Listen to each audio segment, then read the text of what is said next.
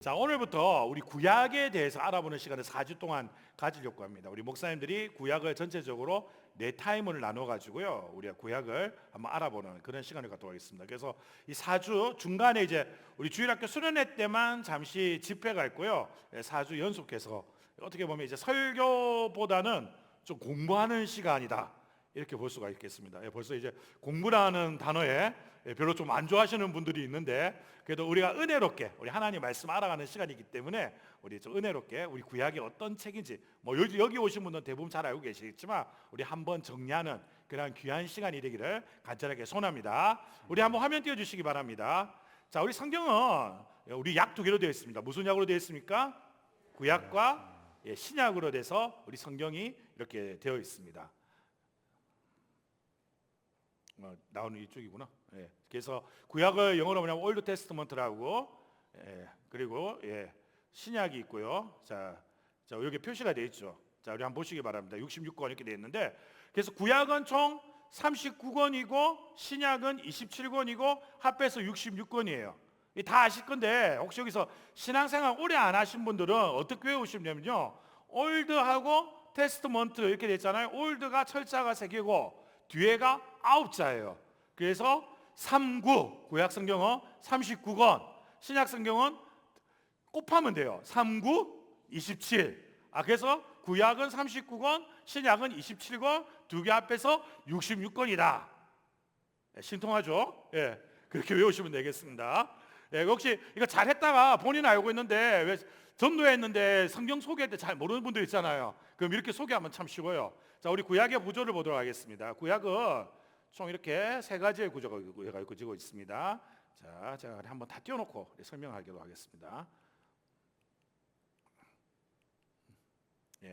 역사서가 있습니다. 역사서는 우리가 알고 있는 율법서 5권이 있고요. 그 다음에 우리가 역사서라고 부르면 뭐 사무엘 상하부터 역대기 상하, 역대 상하 같은 역사서가 또 12권이 있고요. 시가서, 우리 시편, 잠언 같은 시가서가 있고, 대선지서, 우리가 알고 있는 유명한, 좀 쉽게 얘기하면 성경에서 좀 분량이 많으신 선지자들 있잖아요, 그죠? 이사야, 예레미야 이런 분들 대선지서 5권, 그 외에 좀 분량이 작은 분도 있지 않습니까? 그분들을 보통 쓴 책을 소선지서라고 부릅니다. 그 역사서가 총 17권, 시가서가 5권, 선지서가 17권, 이렇게 구약 성경은 구성이 되어 있습니다.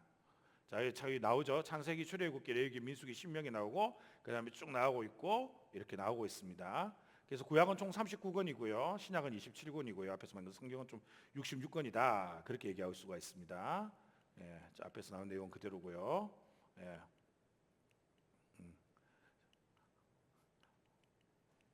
이게 조금 파워포인트를 너무 이렇게 많이 누르도록 제가 만들었네요.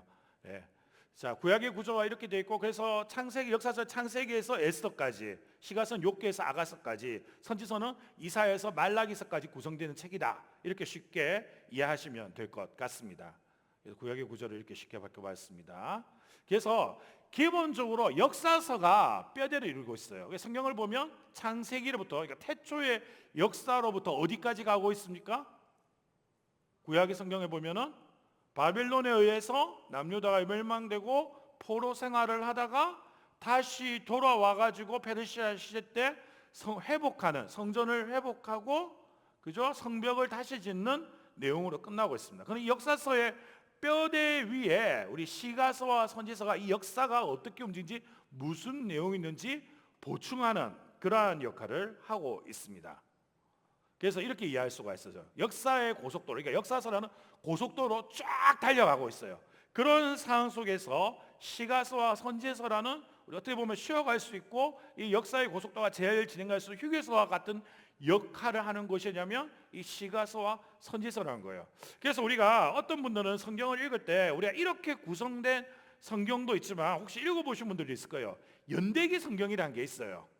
아마 들어보신 분도 있죠. 그 성경 같은 경우에는 성경책을 이렇게 구성하지 않고 역사적 순서로, 고를 무시하고 이렇게 해놓은 분들도 있습니다. 그래서 기본적으로 우리가 성경을 읽을 때는 역사를 알고 그 역사의 뼈대 위에 시가서와 선지서가 보충적으로 설명을 해주고 있다. 그러면 구약 성경을 좀 더 자세하게 이해할 수 있다.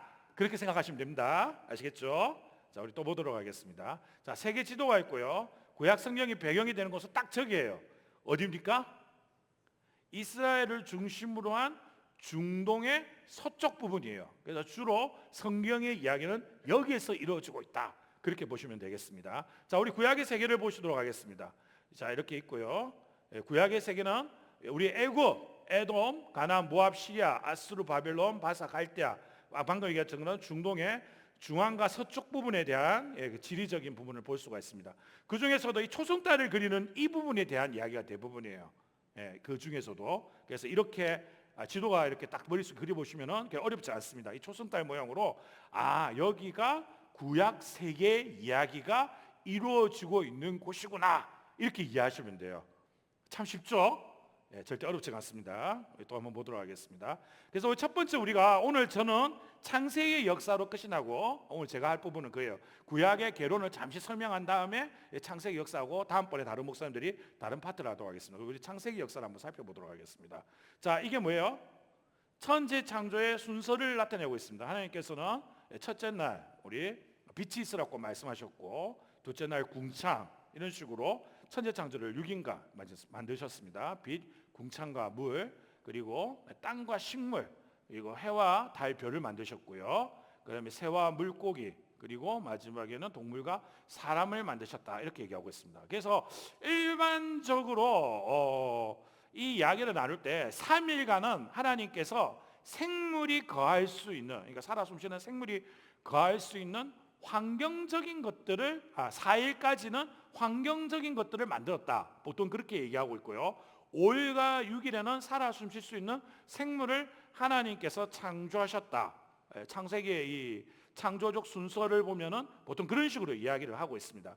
자, 그리고 저는 이제 사람의 관점에서 볼 때는 하나님께서 제일 마지막에 창조하신 게 뭐예요? 사람이지 않습니까? 그게 어떻게 창조하셨습니까? 흙으로 사람을 지으시고, 근데 이 부분보다 더 중요한 건 그 다음이죠. 그 코에 생기를 불어넣으셨다, 생명을 불어넣으셨다, 이거예요. 그러니까 자신에게 있는 생명을 사람에게 불어넣으신 거예요. 하나님은 생명 자체가 되시기 때문입니다. 그래서 성경은 또 다른 의미에서 사람을 어떻게 창조하셨다? 어떤 모양을 본다서? 하나님의 형상을 따라 창조했다, 그렇게 되어 있습니다. 자, 우리 사람을 제외하고 우리 빛부터 동물까지 창조된 모습을 봅시다. 우리가 이렇게 이해할 수가 있어요. 결국 이 천지 창조라는 것은 뭐냐? 우리 사람의 입장에서 뭐냐면 우리에게 주신 선물이라는 사실을 믿으시기를 간절하게 소원합니다. 우리 한번 생각해 보세요. 아기가, 우리 여기 이제 대부분 이미 자녀를 대부분 이렇게 장성하게 키우신 분들이 많으신데, 처음 아기를 가졌을 때 한번 생각해 보시기 바랍니다. 나중에 시간 지나면서 아들인지 딸인지 알게 되잖아요. 그 다음부터 뭐 하세요? 태어날 때부터까지 그냥 아무것도 준비 안 하고 잘 먹고 그냥 가만히 있어요? 아니죠. 아기가 태어나면서부터 그 아기가 자랄 수 있는 환경을 이미 그때부터 준비하지 않습니까? 뭐 사야 될 옷들, 갖춰야 될 기구들, 그 다음에 그러게 필요한 아기를 키울 수 있는 지식들, 이런 거 다 준비하지 않습니까? 그렇잖아요? 한번 기억을 한번 다 떠올려 보시기 바랍니다. 우리가 그런 관점에서 또 천지 창조를 바라볼 수가 있다는 거예요. 하나님은 자신의 형상을 따라 사람을 창조하셨어요. 이게 무슨 말인지 아세요? 하나님은 처음부터 우리를 사랑할 존재로 창조하셨다는 거예요. 이 세상을 하나님은 우리에게 선물로 주셨어요. 그래서 성경에는 우리 사람을 창조하시고 뭐라고 말씀하셨어요? 생육하고 번성하고 다스리라 하셨어요. 아멘? 사람에게 이 어떻게 보면 하나님이 다 만드신 거지만 거기에 대한 소유권 같은 걸 우리에게 주셨다는 거예요. 이 창세기를 통해서, 이 천지 창조를 통해서 우리가 알 수 있는 게 뭐냐? 우리를 향한 하나님의 사랑이에요. 그러니까 하나님의 예수 그리스도의 십자가의 사랑이 오늘날 우연히 뚱딴지같이 뚝 떨어진 게 아니에요. 그게 아니라 하나님의 형상을 따라 창조된 우리 삶을 본래 창조한 하나님의 형상을 따라 창조한 그 순간부터, 아니 창조를 계획한 그 순간부터 모든 걸 우리 중심으로, 왜? 우리를 너무 사랑하시기 때문에 모든 것을 이루셨다는 사실이에요. 그러면 우리는 깨달아 알아야 됩니다. 하나님은 우리가 창조되기 전부터, 그러니까 창조를 계획한 그 순간부터 우리를 자신의 생명만큼 세상의 어떤 것보다 귀하게 사랑하셨다는 사실을 믿으시기를 간절하게 소원합니다. 그래서 예수님께서도 한 영혼의 가치에 대해서 뭐라고 말씀하십니까? 천하보다 귀한 게 한 영혼이라고 했어요.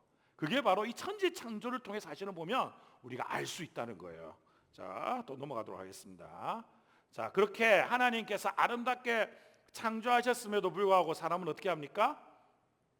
딱 나오잖아요. 무슨 사건이 벌어지게 돼요? 바로 타락 사건이 벌어집니다. 하나님이 많은 거 허락하셨어요. 에덴 동산에 딱 한 가지 허락하지 않았죠. 뭐만 허락하지 않았습니까? 선악과를 허락하지 않았습니다. 그래서 근데 이 선악과를 먹게 됐다는 거예요. 이 선악과는 하나님에 대한 신뢰의 문제예요. 단순히 과일 하나를 먹었는데 하나님께서 너무하신다, 이런 문제가 아닙니다, 여러분. 하나님을 피조물을 우리가 신뢰하냐 신뢰하지 않냐, 그러니까 이게 어떻게 해석해야 되냐면 하나님과 우리 사이의 관계의 문제인 거예요.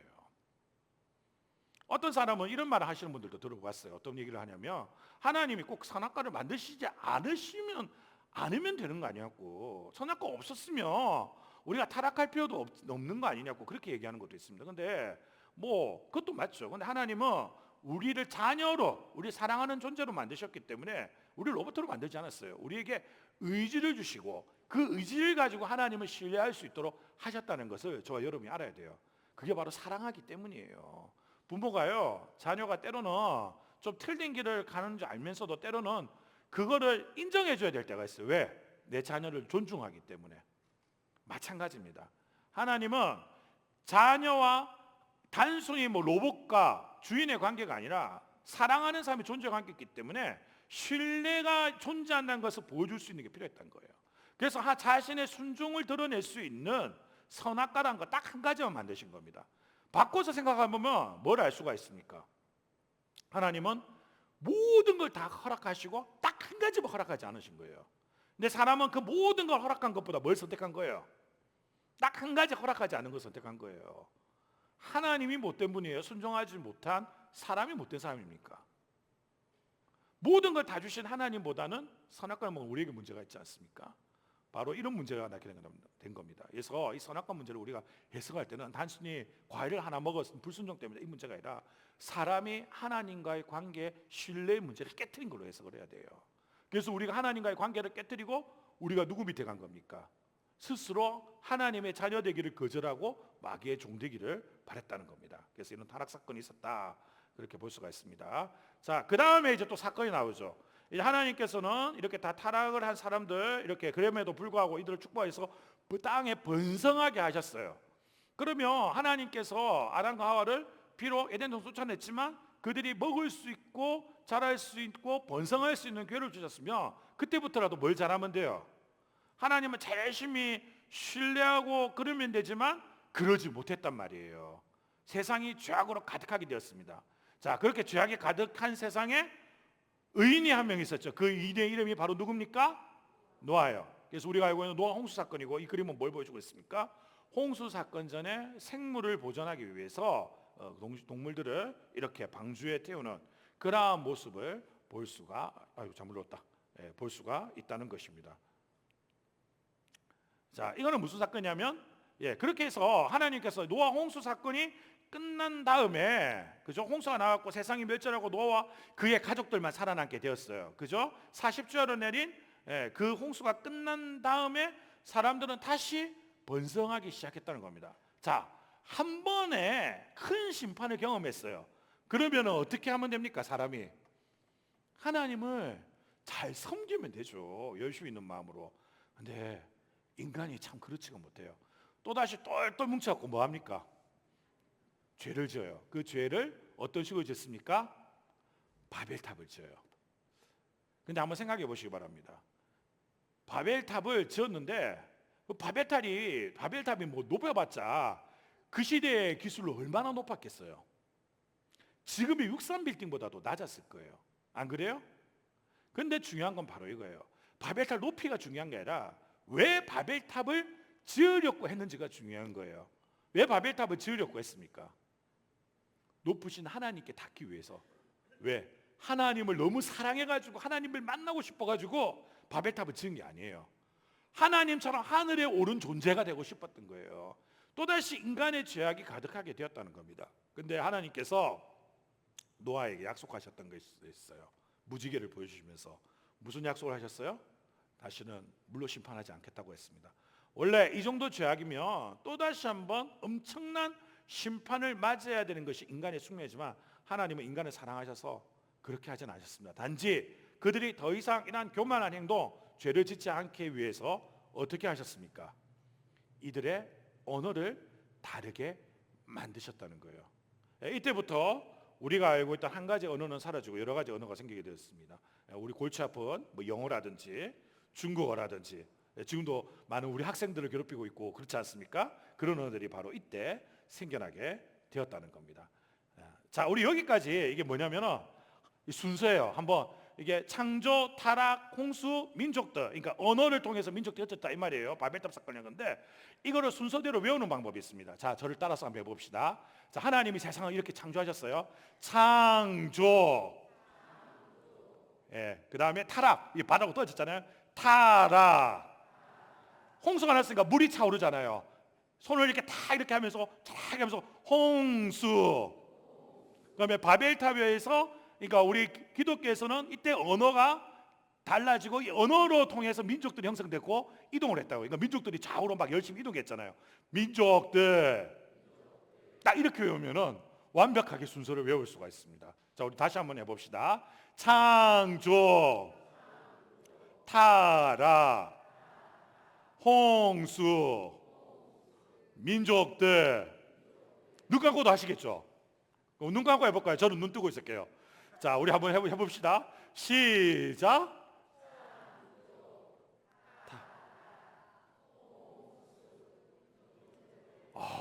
박수 한번 치겠습니다. 저는 이렇게 기억력이 좋으신 분이라는 거 원래 알고 있었어요. 자, 우리 또 보도록 하겠습니다. 자, 이 사건을 겪고 난 다음에 이제 구약의 이야기가 또 시작하게 됐습니다. 자, 여기 보면 갈대아 바벨론의 갈대아 지방에 있는 곳이 있고 그 다음에 우르라는 곳이 있습니다. 그곳에 누가 있었냐면 아브라함이라는 사람이 있었어요. 아브라함이라는 사람이 있었습니다. 자, 이제 네 사람이 등장할 건데 자, 리을로 해요. 데라 누굽니까? 아브라함의 아버지고요. 그 다음에 아브라함, 사라 누구예요? 아브라함의 부인이죠. 그 다음에 롯이 등장하게 됩니다. 특징이 있죠. 자, 뭐라고 되게 뭐예요? 다 글자에 리을 실어갔다. 바벨탑 사건 이후부터 누구냐면 아브라함 이야기가 나오게 돼요. 그래서 그의 아버지 데라가 있고 아브라함이 있고 사라가 있고 그의 조카인 롯이 있다는 거예요. 그래서 외울 때 리을로 외우면서 연상을 하면 돼요. 데라, 아브라함, 사라, 롯이 있었구나 이렇게 하면 됩니다. 자, 그 다음 보도록 하겠습니다.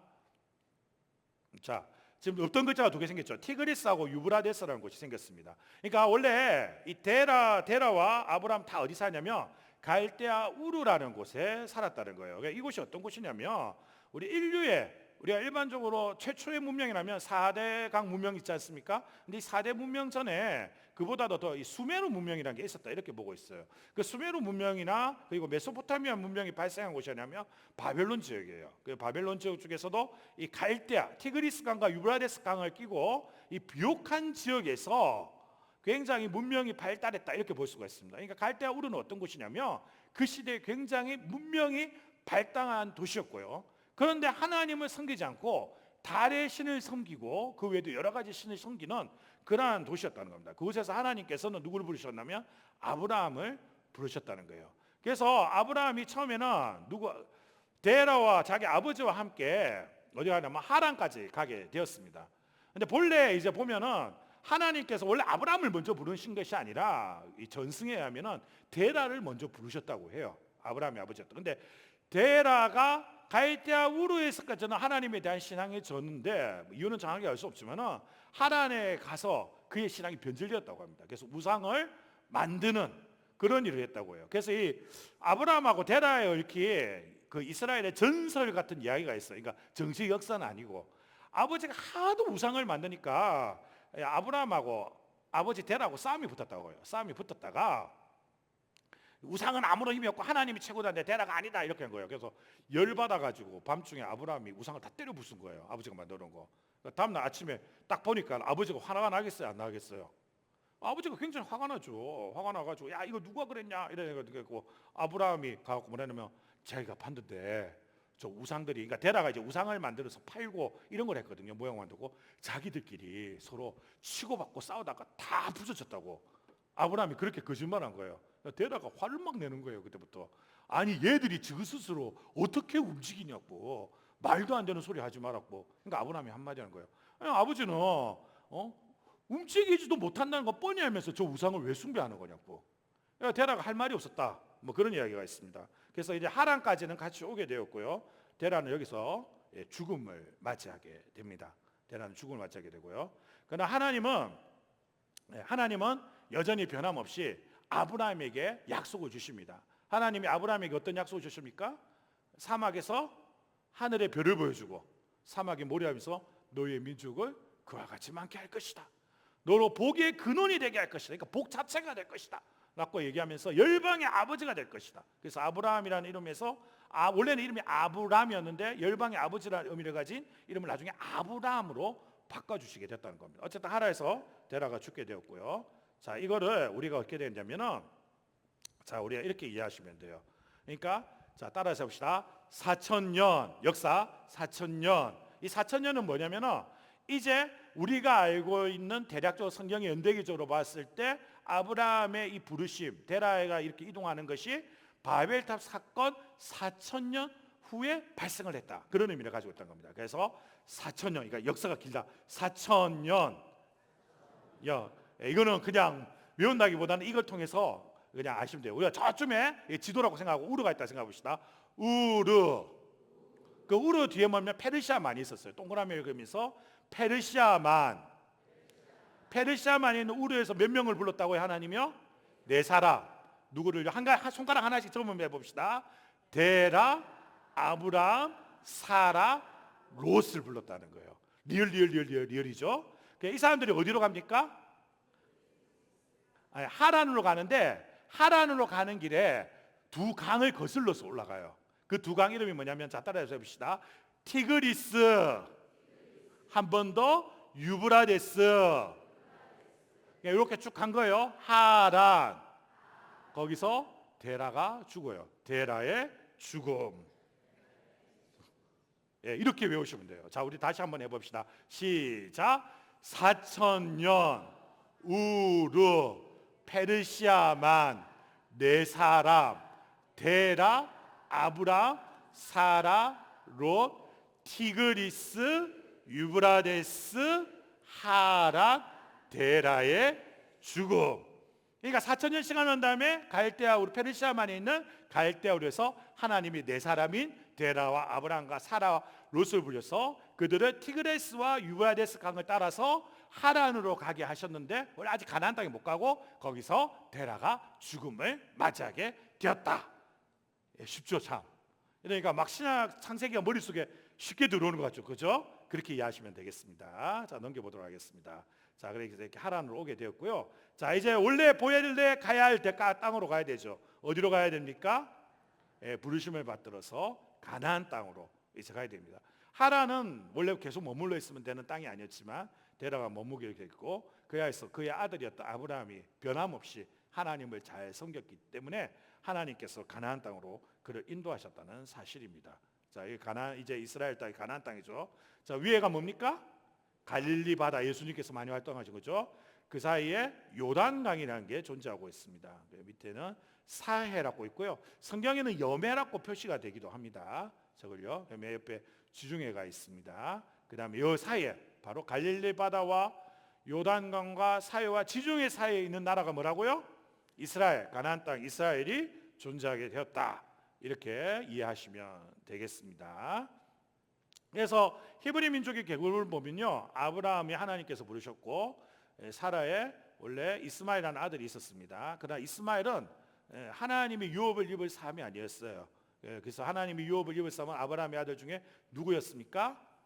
이삭이 존재하게 되었다는 것입니다. 그리고 이삭이 리브가를 통해서 또 이렇게 리브가 아내를 통해서 야곱을 얻게 되었고요. 그럼 야곱에게는 12명의 아들을 얻게 됐지만 그 중에서도 실질적으로 믿음의 장자 역할을 한 사람이 누구입니까? 요셉이라는 겁니다. 자, 우리가 여기서 또 우리가 중요한 걸 알 수가 있습니다. 자, 아브라함을 하나님께서 부르셨어요. 근데 아브라함이 가뜩이나 나이가 많은 상황에서 하나님께서 부르셨지 않습니까? 그죠? 그렇다면 아브라함이 큰 민족을 이루려면 어떻게 해야 돼요? 우리가 상식적으로 생각을 하기에. 아니 그때부터 자녀도 막 낳아가지고 막 번성하고 그래야 되지 않습니까? 근데 하나님은 자녀를 느껴주셔요. 심지어 중간에 낳던 이스마엘을 향해서 뭐라고 말씀하셔요? 그도 큰 민족으로 만들어주겠지만 네 자녀이기 때문에 약속을 이을 요압의 자녀는 아니라고 하셔요. 큰 민족을 이루겠다 약속하셔놓고는 그 약속과 무색하게 약속을 이을 아들을 몇 명 주셔요? 그것도 딱 한 명 주셔요. 나이 많아 늙어가지고 딱 한 명, 이삭을 얻게 되었다는 겁니다. 그러나 그 하나님이 그럼 약속을 어기게 됩니까? 아니죠. 이 약속의 성취는 언제 이루어지게 됩니까?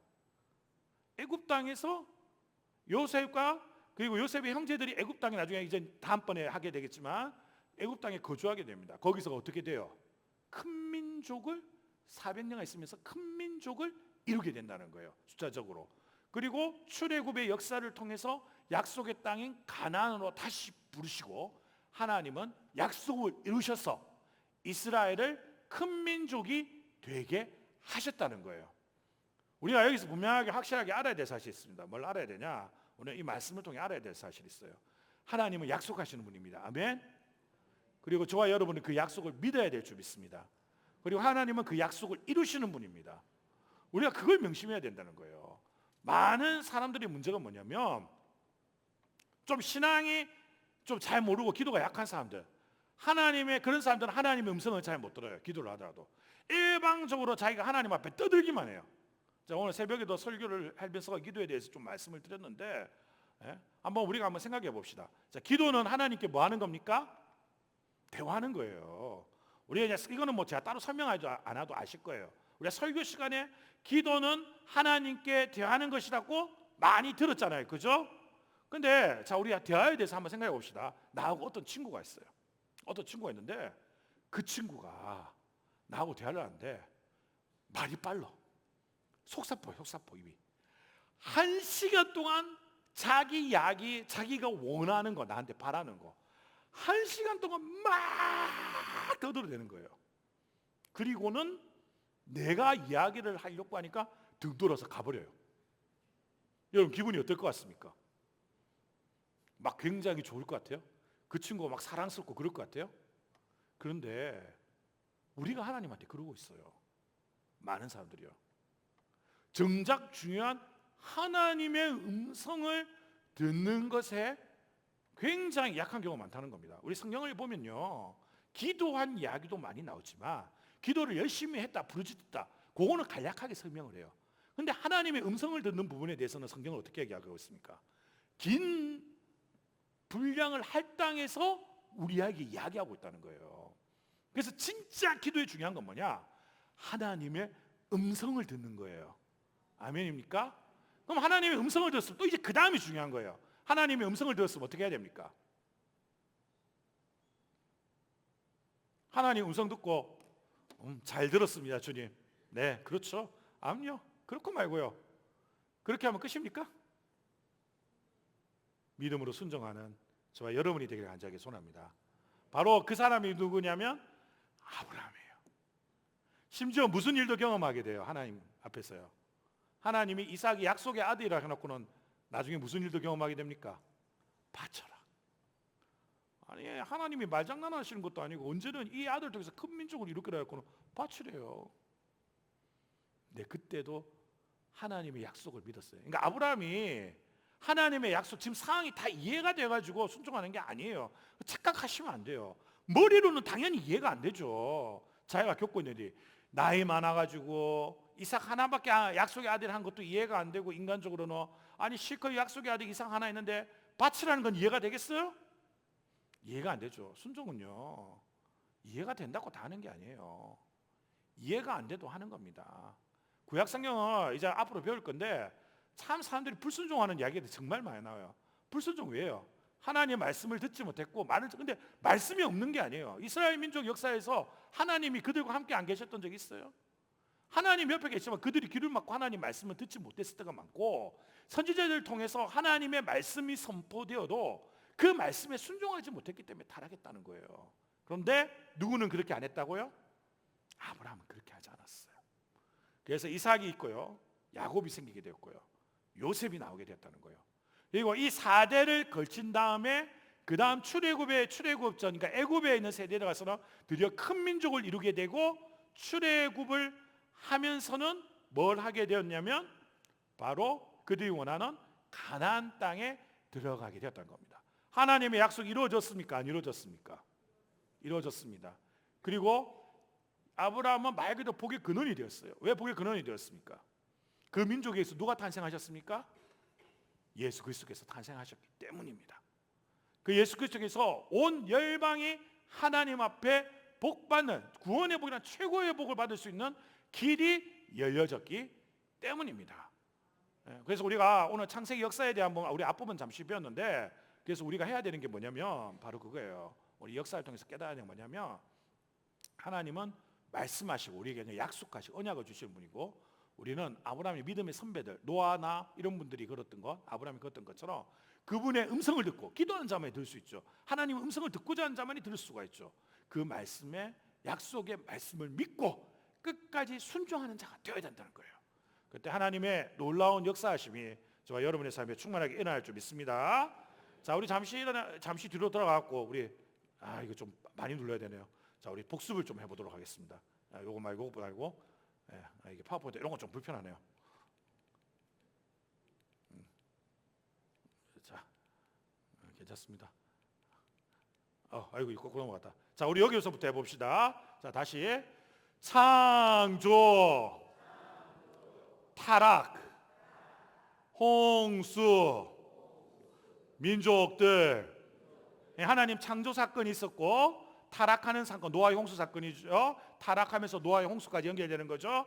그 다음에 바벨탑 사건에서 언어가 다르고 민족들을 사방으로 흩으셨습니다. 그죠? 이해하셨죠? 예, 복습 이건 안 하겠습니다. 그 다음 넘어가도록 하겠습니다.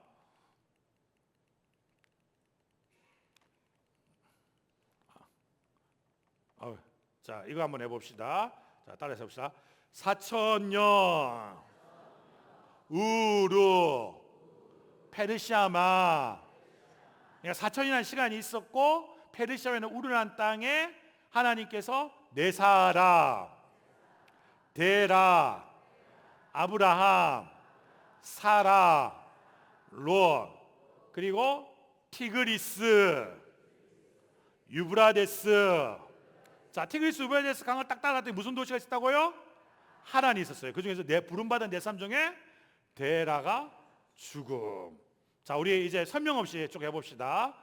4,000년 우르 페르시아만 네 사람, 데라, 아브람, 사라, 롯, 티그리스, 유브라데스, 하란, 데라의 죽음. 예, 그렇게 하고 이제부터 그 다음부터는 아브라함의 이야기가 쭉 나오지 않습니까? 가나안 땅으로 가게 되었고, 자, 이스라엘은 어떻게 있냐? 갈릴리 바다 요단강과 동쪽으로는 사해가 있고 서쪽으로는 지중해가 있는 곳이 바로 이곳이 가나안 땅, 이스라엘이 있는 곳이다. 이렇게 지리적으로 이해하시면 되겠습니다. 족장들의 역사, 그리고 이제 족장들의 역사에서 아브라함, 이삭, 야곱, 요셉. 그래서 우리가 바벨탑 사건까지는 우리가 보통 뭐라고 하냐면 원역사 혹은 세계사라고 불러요. 왜냐하면 바벨탑 사건까지는 모든 인류에게 해당이 되기 때문입니다. 그렇죠? 근데 그 다음 나오는 아브라함부터는 이거는 뭐라고 부르냐면 족장 역사라고 불러요. 그러니까 이분들이 드디어 족장이 되어서 민족을 이렇게 만들어 나가는 그런 역할이기 때문에 일반적으로 족장 역사 그렇게 부릅니다. 그래서 그런 식으로 이해하시면 되고요. 그래서 창세기는 크게 두 가지로 될 수 있다. 세계사와 이스라엘 민족의 역사, 그 중에서도 족장들의 역사로 이루어져 있다. 그렇게 이해하시면 되겠습니다. 자, 요것도 이제 순서가 있어요. 요것도 해보겠습니다. 이스마엘, 이렇게 하면 안 되고요. 원래 이를 내리면서 이스마엘. 제가 주어진 시간 40분인데 거기다 써놔가지고 앞에 목소리 해본다고. 자, 여러분 이삭은 웃음이잖아요. 이삭. 웃으면서. 에서는 뭐가 많았어요? 에서. 야곱은 어머니 앞에서나 이런데 기운도 많이 들고 그렇지 않습니까? 그래서 볼 빌면서 야곱. 요셉은 뭘 했습니까? 채색 옷을 입었잖아요. 옷 자랑. 나 옷 좋다 이러면서 요셉. 근데 애굽에 팔려갔잖아요. 애굽. 이거는 그래서 거기서 유대인들이 거주하게 되었다. 원래 유대인이라는 명칭이 이때 생긴 건 아니에요. 그냥 편의적으로 한 거예요. 여기 유대인들이 카파라는 모자 쓰잖아요. 유대인, 나중에 또 유대인들이 다 애굽으로 가지 않습니까? 요셉만 간 게 아니라 애굽. 자, 우리 다시 한번 해봅시다. 이스마엘, 이삭, 에서, 야곱, 요셉. 요셉이 애굽으로 잡혀갔잖아요. 애굽. 유대인, 그러니까 다른 형제들도 다 가지 않습니까? 어디로? 애굽. 네, 이렇게 이해하시면 되겠습니다. 그래서 이렇게 이해하시면 되고요. 그래서 창세기는 다음과 같이 우리가 지금 이해를 했다 이렇게 보시면 됩니다. 자, 이거는 한번 그냥 쭉 한번 읽어보도록 하겠습니다. 우리가 시간적인 게 지금 다 지나기 때문에 자, 한번 1번부터 같이 읽어봅시다. 시작. 창조, 타락, 홍수, 민족들 4,000년, 우르, 페르시아만, 네사라, 데라, 아브람, 사라, 롯, 티그리스, 유바데스, 하란, 데라의 주국, 갈릴리 바다, 요단강, 사해, 지중해, 이스라엘, 이스마엘, 이삭, 에서, 야곱, 요셉, 애굽, 유대인, 애굽. 이게 보면 창세기에 나타난 역사와 지명을 지금 이제 23개의 키워드로 지금 40분 동안에 배우신 거예요. 그러면 이 창세기에 있는 내용을 큰 흐름을 여러분들의 머릿속에 지금 다 넣은 겁니다. 그래서 한번 오늘 내용요 한번 잘 생각해 보셔가지고 하시면 이 창세기 외우는데 굉장히 쉽습니다. 그래서 이번 여름에 우리가 제자들 수련회 열심히 하지 않습니까? 우리 제자들만 하나님 말씀과 성령의 은혜에 가까이 나가는 시간이 아니라 우리 이 시간을 통해서 우리 성도님들 모두가 하나님 말씀으로 가득히 채우는 귀한 시간이 되기를 간절하게 소원합니다.